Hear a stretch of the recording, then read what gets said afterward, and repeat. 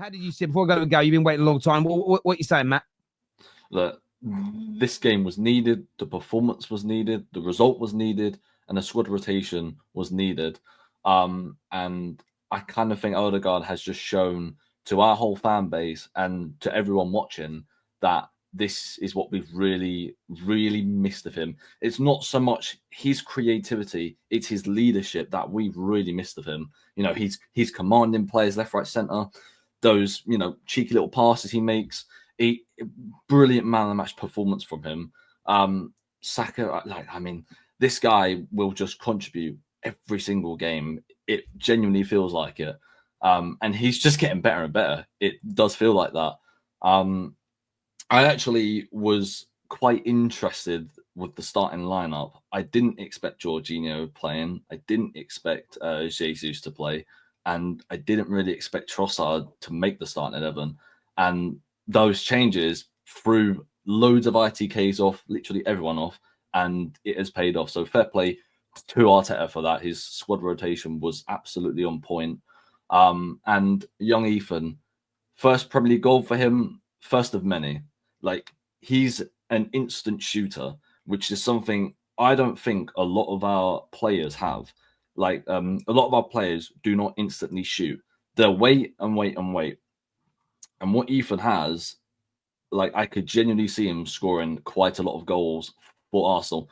Not this season, of course, but just in general. Like, he is such a natural talent to watch. He's unbelievable. But look, it's a fantastic performance. I believe that if we are serious and we do want to win this league, we have to go the next 9-10 games, 3 points, 100%. All across the board. No, I think you could be right on that when it comes to it mathematically. Owaneri, listen, do you know the really worrying thing as a rival when looking at him is he doesn't just have skill and technical ability, physical ability. He's already got at his young age output, and output for an attacking. Although he's a midfielder, he's an attack-minded midfield player. Having that output already is phenomenal. Igal, we spoke on top six. We spoke about how a win and a performance was needed. Do you feel you got that from your boys today? We are back, Terry. That is exactly what I needed. The attacking football, the fluid football. The Premier League is back. Arsenal look back. Martin Odegaard looks back to his best. Bukayo Saka was definitely freed up and given a lot more space from Martin Odegaard occupying that similar area of the pitch with him. And people are going to say stop it, but that was probably the best performance of the season in totality of the season so far. You could compare the PSG game, maybe you can compare it to other games, but a 3-0 win, clean sheet. He rotated the squad. No Declan Rice, no Kai Havertz, no Ben White, and really and truly for the 90 minutes. And we didn't look like we really missed them too much because we were just playing so well in the attacking third. Bukayo Saka leaving players for dead, adding new parts to his game where he looked like he was gliding past 3-4 players. Big up to him for that. Also, we already spoke about Martin Odegaard, what a player he is, but the rotations and substitutions that Arteta made, Jesus didn't look his best. Trossard didn't really look his best. I still need to see more from those guys, to be fair. As for the substitutions, crazy to think Raheem Sterling has now gotten 5 goals contributions versus Nottingham Forest in his career. So I guess he wanted to keep that streak going in this game. And Ethan getting his first Premier League goal, amazing from him. And Partey, this is what I need, guys. I need you guys to take shots. Take shots. I'm not talking about alcohol. I'm talking just take shots on football. Because these guys, they don't shoot much. They don't shoot much. And Thomas Partey is one guy who takes a lot of shots. I need the rest of the team to do that a little bit more often. Because if you guys are never going to get these opportunities where everything is always a tap in. Sometimes you need to shoot outside of the box, make the goalkeeper uncomfortable. And he did that, and we got the goal from it. And overall, the main reason why I'm excited about this is because Nottingham Forest was a team that beat Liverpool, a team that also got a draw versus Chelsea, a team that people were saying we need to respect. I went into this game very cautious. And to come out with that performance, that result, and the team playing the way that they did for 20, 30 minutes at a time where we look unplayable, I'm happy. And maybe we might just be back, hopefully. Well, listen, performance-wise, it was certainly more like we've become accustomed to seeing as football fans, yourselves as Gooners, over the past couple of seasons. It was far more like Arsenal-like than what we've had for the majority of this campaign to sort of watch. So I think that element should make you confident. Souls, like, do you echo that? Do you feel like maybe this is a turning point? Like last year you went to Dubai and came back and you went on this run. Do you think this could be the beginning of something similar this campaign? It looks like Martin Odegaard went to Dubai and came back, because that guy's on fire. Now, this is what we wanted to see, but you know what it should show, Arteta?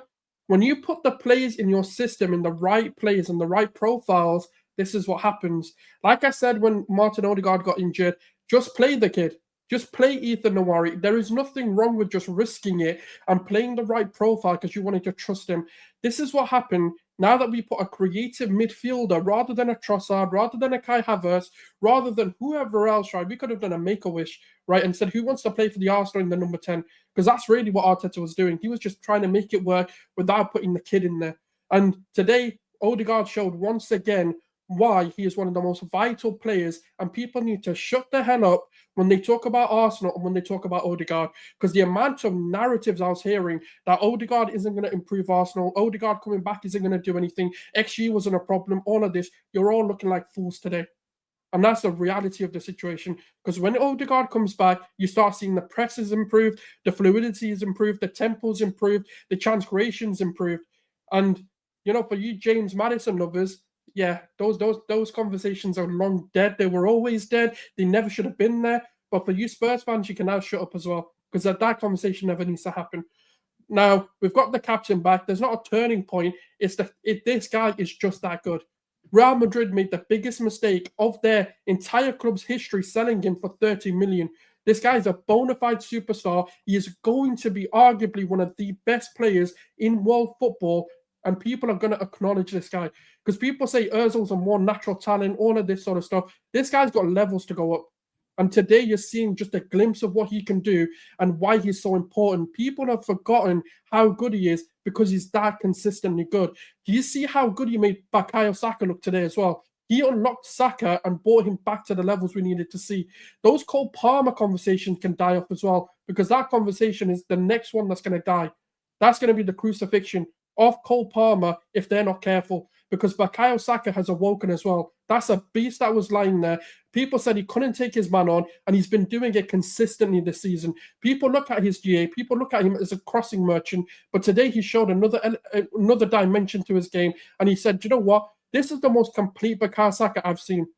He brought his ability when he first launched onto the scene, when he was a left wing back, taking on men, flying up and down that wing, and today he done that on a consistent basis, but also got the GA.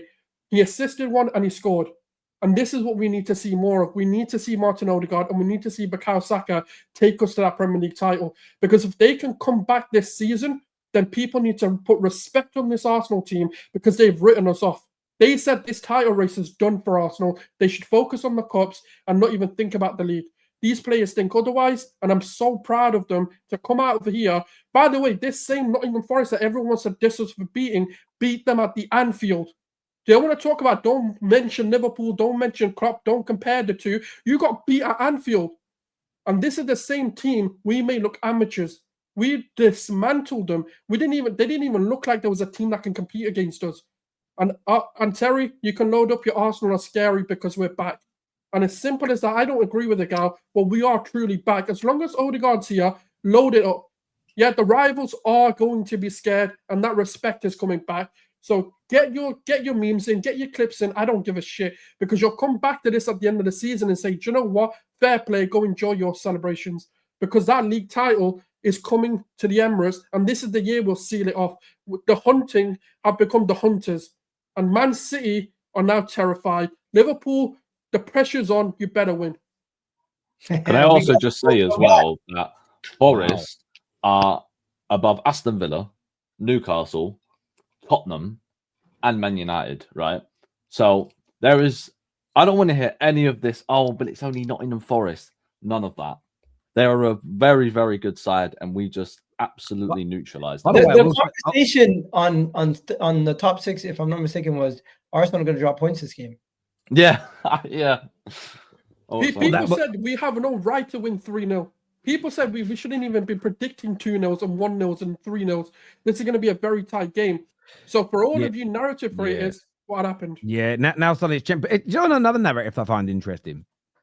1 win in 6 now for Aston Villa in the league. Where are all the conversations about him being about? I think, by the way, Unai Emery is a very good manager, so I'm not. This isn't slagging him off.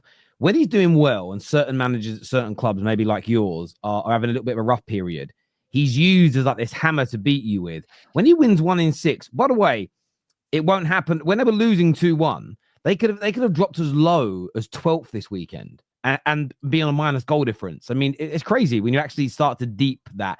And yeah, I don't know where Don is. I think Don went to the Chelsea game today, but Don wasn't talking crap yesterday. What Don did was clever. He never quite said Arsenal would lose, but he spoke about all the reasons why they might, and how hard it was going to be, and But in fairness to him, he did say, and it's mad this scoreline happened, he did say that if they won like 2 or 3-0 and played well and convincingly, then it's a really good result. And by the way, that's a lesson in how to banter people. Let them just say it all and go, so if what you're saying doesn't happen, it's the reverse. What does that mean? And then you get praise out of rivals. Rather than fighting them in the instance and fighting and battling then, wait and win the war. That's what you got to do.